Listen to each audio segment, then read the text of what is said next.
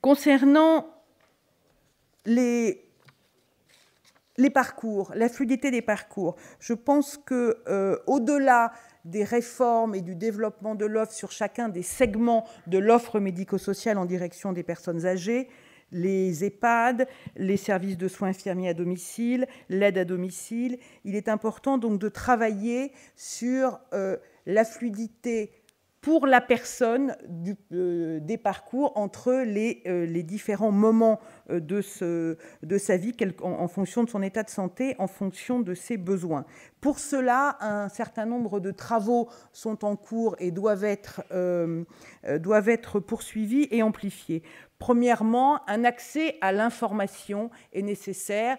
Les usagers aujourd'hui, les personnes âgées, leurs familles n'ont pas un accès à l'ensemble à l'information concernant l'ensemble de l'offre et l'ensemble des conseils qui peuvent leur être donnés. Il est pour ça important de développer, d'une part, des structures innovantes comme les Maya qui sont développées dans le cadre du plan Alzheimer et qui permettent de regrouper une information et une orientation globale. Il est important également de développer un accès global à l'information via notamment un site internet sur lequel la CNSA travaille sur la demande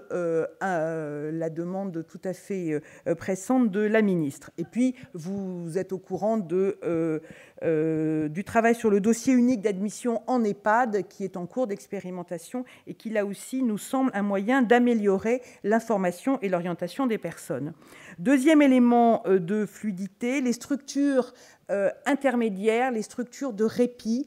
Nous travaillons et nous avons besoin de travailler en lien avec l'ensemble des représentants du secteur sur le développement des structures de répit, l'accueil de jour, l'hébergement temporaire. On sait que ce sont des structures qui sont complexes, sur lesquelles les modalités d'allocation de ressources doivent être vraiment réfléchies pour arriver à développer ces structures.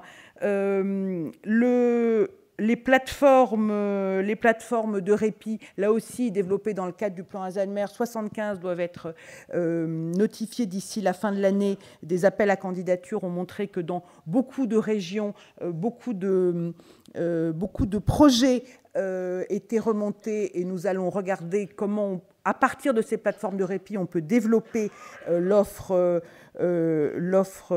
d'accueil de jour, d'hébergement temporaire, l'ensemble de l'offre de répit.